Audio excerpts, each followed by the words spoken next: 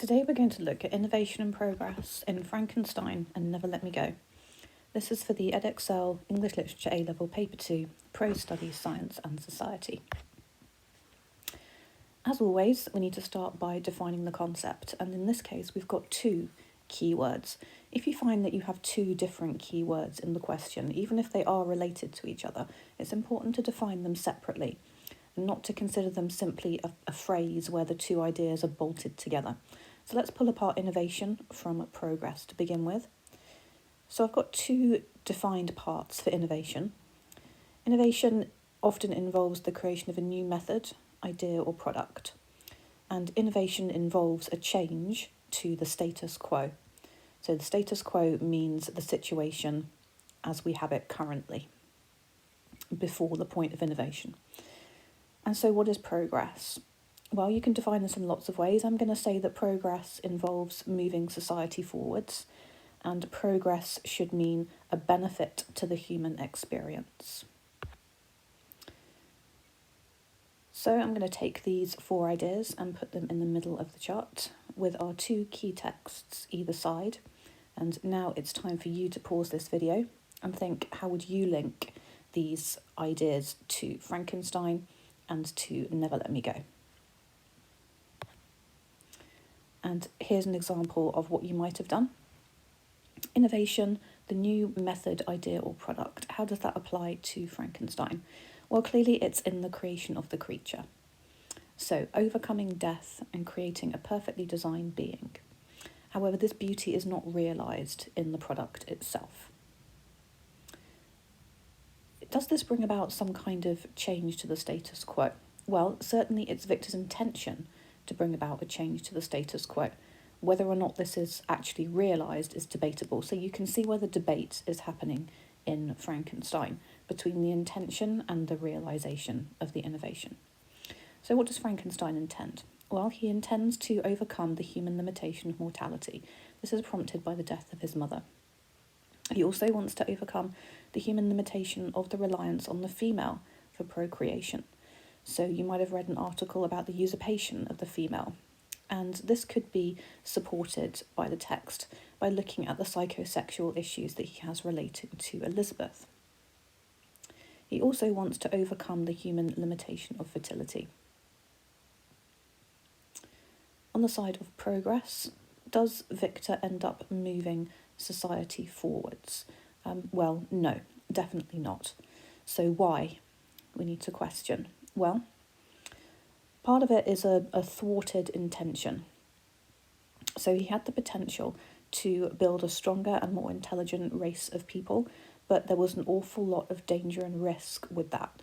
So he destroys the female creature at the point of potential.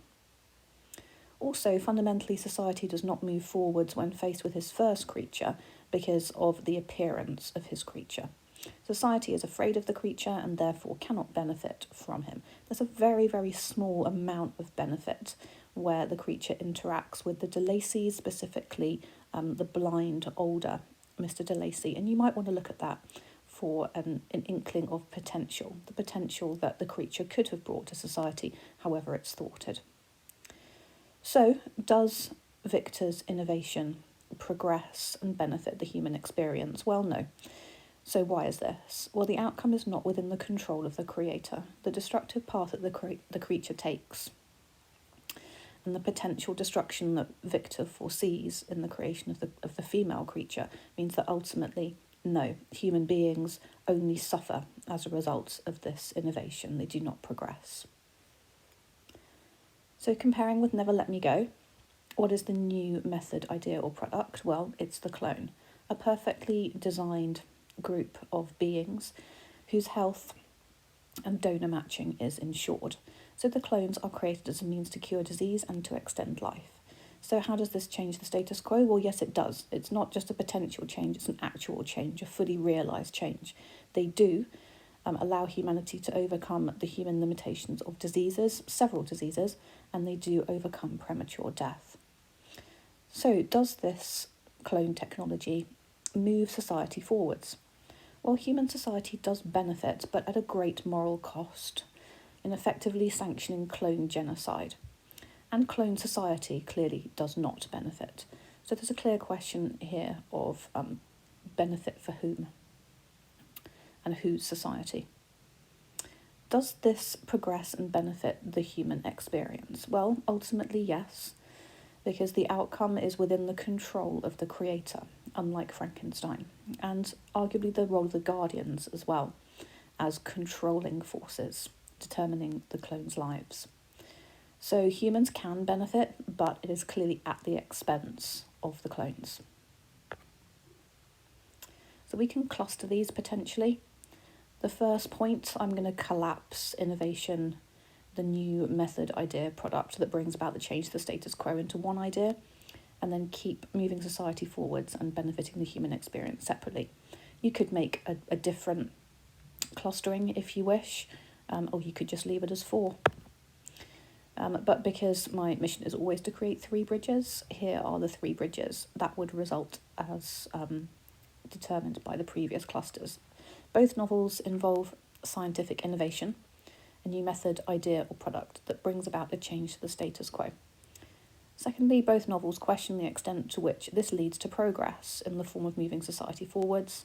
And finally, both novels question the extent to which this leads to progress in the form of benefiting the human experience. So now it's time to pause this video again and to work through finding the relevant bits of text that you might use to support these ideas. Think about what AO2 is at play here, how the author is presenting this moment, and how the context can help explain why our author has included this. You also want to think about weighing up, more or less. How far does the novel present this idea?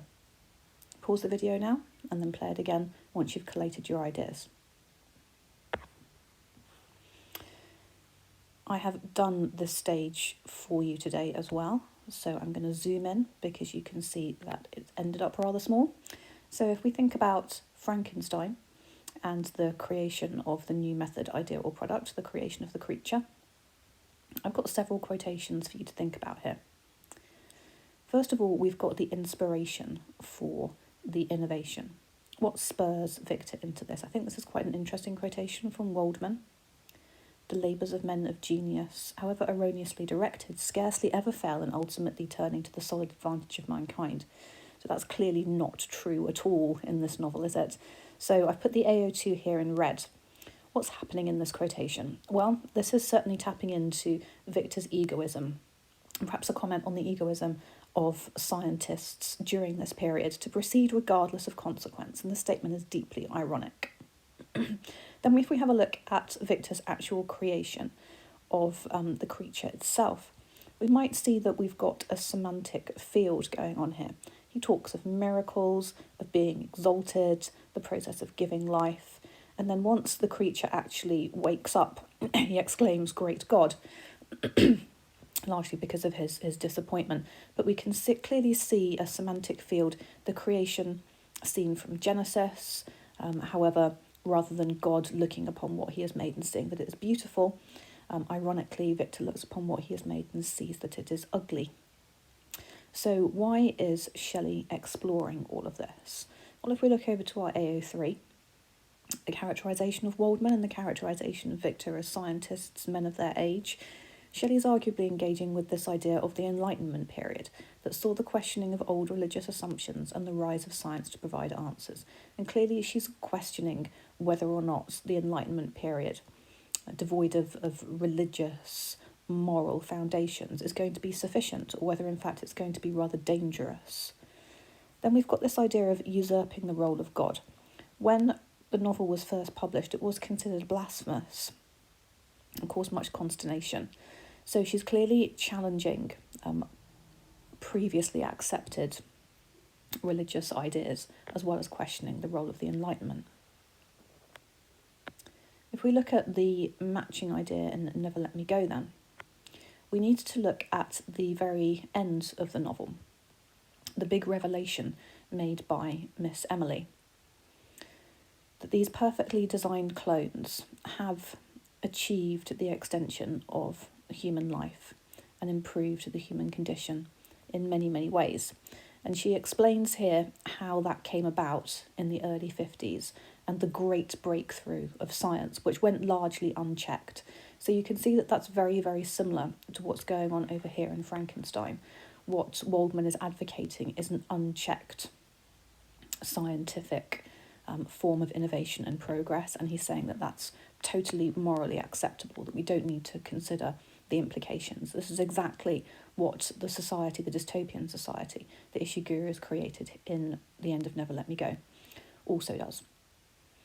In terms of the design of the clones, we have a quotation here from quite early in the novel, Hailsham, where Kathy is explaining how their health seems to be incredibly paramount. She doesn't really question why. We've got a nice example of the reader in the text from the phrase, "I don't know how it was where you were." So there's very much a sense that the reader is supposed to be one of the clones, and so we're therefore supposed to be very much in the mindset of the clone and questioning the morality of what's going on to them. So AO3, what's Ishiguro doing here? Well, he's using dystopian literary conventions. There is an overlap there between AO2 and AO3.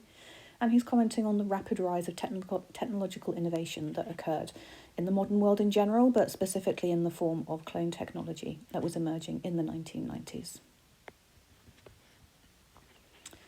So what change is happening or potentially happening to the status quo? Well, the change that Victor is hoping for is a means to overcome mortality and death. And we know that through a particularly interesting dream sequence that happens in chapter 5, just after the animation of the creature. And he has a dream in which the corpse of his dead mother, Caroline, sort of folds together with images of his cousin slash sister slash fiancée, Elizabeth, and also the image of the creature himself. So there's a symbolic linking here of creation and death through this dream sequence. So what is Shelley doing here? Well, she's using Gothic literary conventions in a similar way that Ishiguro is using dystopian literary conventions. We could talk about his repeated phrases, that Victor often talks of Elizabeth as his more than sister. He talks about the process of bringing the creature to life as a labour, which obviously means both work and refers to the female birthing process. There's a symbolism of the moon as well during the creation scene, which is also linked to fertility. So why is Mary Shelley interested in this idea of overcoming the reliance on the female for procreation, and why is she interested in this idea of subverting God's will? Well, if you look at her biography, she obviously suffered the death of her mother in infancy, and she had a very complex relationship herself with her stepsister, Claire Clairmont, and Percy Shelley during the writing of this novel. If we turn to the Never Let Me Go equivalent, this is an extension of the first piece of evidence here, where Miss Emily is talking about the impact that the clones have or had on society when they were first created in the 1950s.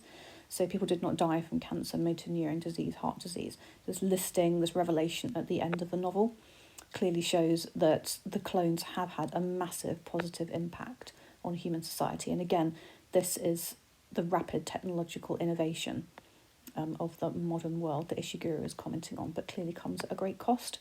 And then the cost is what we're going to look at in the second part of this essay. Does this move society forward?